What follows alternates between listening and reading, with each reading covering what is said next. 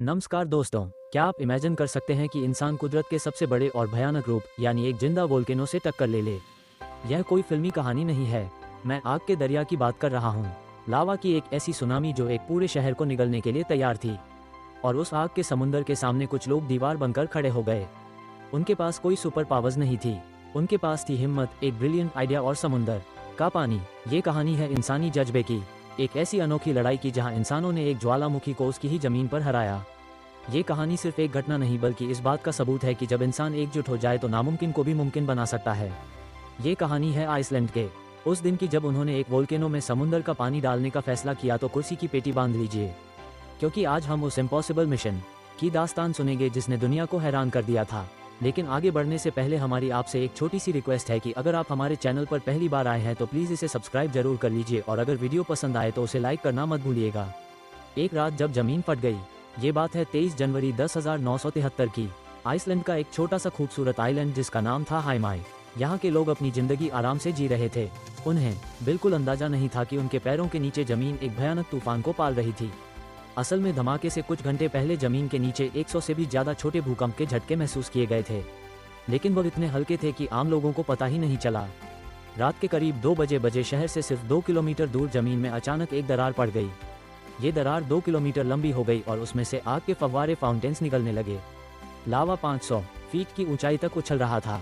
एल्फिल नाम का वोल्केनो जो 5,900 सालों से शांत सोया हुआ था, अचानक जाग चुका था। सिर्फ 2 दिनों के अंदर लावा और राख ने मिलकर 330 फीट ऊंचा एक नया पहाड़ खड़ा कर दिया था। पूरा आसमान लाल हो गया था और आग का दरिया शहर की तरफ बढ़ने लगा था। रातों रात इवैक्यूएशन, जिंदगी बचाने की दौड़, पैनिक का माहौल था। वोल्केनो शहर के इतना करीब था कि लोग अपनी खिड़कियों से मौत को अपनी तरफ आते देख सकते थे, लेकिन वहां के लोगों ने हिम्मत नहीं हारी। पुलिस और फायर ब्रिगेड ने फौरन अलार्म बजाया। कुदरत ने भी शायद उनका साथ दिया। उस रात हवा का रुख पश्चिम की तरफ था, जो कि उस मौसम में बहुत असामान्य था। इस हवा ने ज्वालामुखी की गर्म राख और जहरीले धुएं को शुरुआत में शहर से दूर उड़ा दिया, जिससे लोगों को भागने का कीमती वक्त मिल गया। और तभी एक और चमत्कार हुआ। किस्मत से उस रात एक तूफान की वजह से आइलैंड की सारी फिशिंग बोट्स हार्बर यानी बंदरगाह पर ही खड़ी थी। लोगों ने एक दूसरे का हाथ पकड़ा और हार्बर की तरफ भागे। सिर्फ 6 घंटे के अंदर 5,300 लोगों में से लगभग सभी को सुरक्षित आइलैंड से निकाल लिया गया। यह एक अनोखा रेस्क्यू ऑपरेशन था, जहां कम्युनिटी ने मिलकर एक साथ मौत को मात दी, लेकिन उनका शहर, उनके घर, सब कुछ पीछे रह गया था।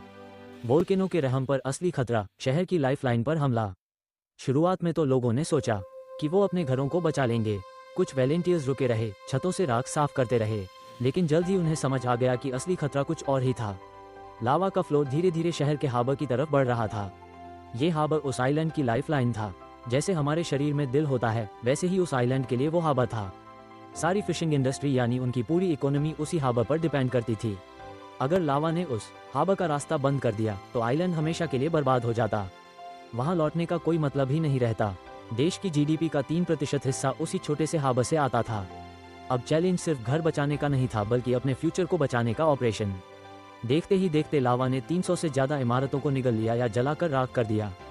एक अनोखा और पागलपन भरा आइडिया। तभी लोगों ने एक ऐसा फैसला लिया जिसे सुनकर पहले तो सबने पागलपन कहा।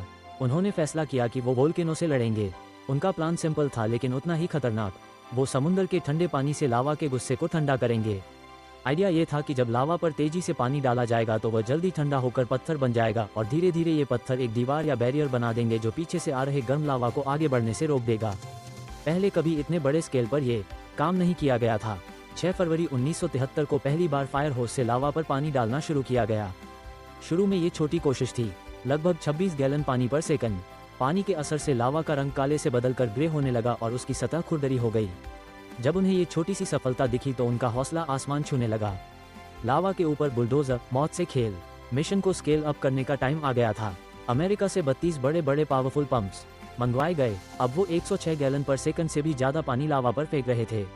लेकिन एक प्रॉब्लम थी, लावा का फ्लो इतना ऊंचा हो गया था कि नीचे से पानी ऊपर तक नहीं पहुंच रहा था। तब उन्होंने एक और हैरान कर देने वाला काम किया। उन्होंने लावा के ऊपर ही पानी की पाइपलाइन बिछाने का सोचा।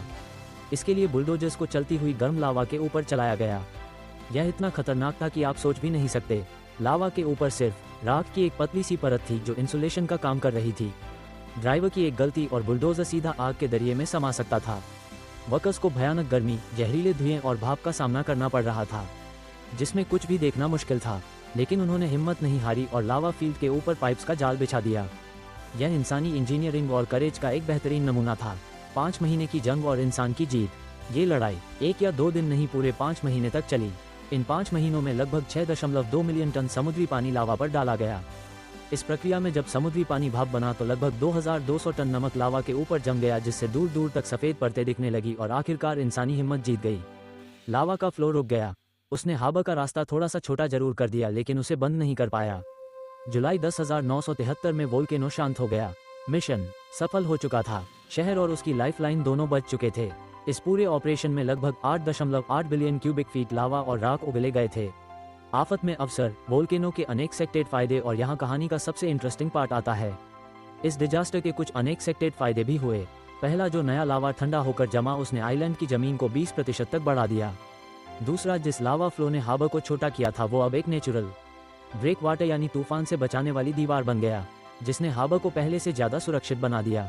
और तीसरा और सबसे कमाल का फायदा, लोगों ने उस ठंडे हो रहे लावा की गर्मी को वेस्ट नहीं होने दिया। साइंटिस्ट ने एक सिस्टम बनाया जिससे उस लावा के अंदर की हीट से जियोथर्मल एनर्जी बनाई गई। उसी लावा की गर्मी से वहाँ के लोगों ने सालों तक अपने घरों में फ्री हीटिंग और गर्म पानी का इस्तेमाल किया। ज्वालामुखी से निकली राख का इस्तेमाल एयरपोर्ट के रनवे को लंबा करने और नई जमीन बनाने में किया गया। उन्होंने सचमुच आफत को अवसर में बदल दिया था। इस कहानी से हम क्या सीख सकते हैं? दोस्तों, ये कहानी सिर्फ आइसलैंड की नहीं है। ये कहानी हम सबके लिए एक बहुत बड़ा सबक है। सोचिए, हमारे देश में जहाँ इतनी आबादी है, इतने शहर हैं, वहाँ हम हर साल कितनी नेचुरल या मैन मेड प्रॉब्लम्स का सामना करते हैं। कभी बाढ़, कभी शहरों में पानी भर जाना या कोई और मुश्किल। अक्सर हम सिचुएशन के होने का इंतजार करते हैं, लेकिन हेमाई के लोगों ने हमें सिखाया कि अगर कम्युनिटी एक साथ खड़ी हो जाए, अगर हिम्मत और सही प्लानिंग हो, तो हम सबसे बड़ी मुश्किल का भी सामना कर सकते हैं। उन्होंने एक तरह का जुगाड़ ही लगाया था, लेकिन वो एक हाईटेक वेल प्लान जुगाड़ था। उन्होंने प्रॉब्लम को आने नहीं दिया, बल्कि प्रॉब्लम के सामने दीवार खड़ी कर दी। ये कहानी हमें कम्युनिटी पावर, प्रोएक्टिव थिंकिंग और हर आफत में एक अवसर ढूंढने की प्रेरणा देती है।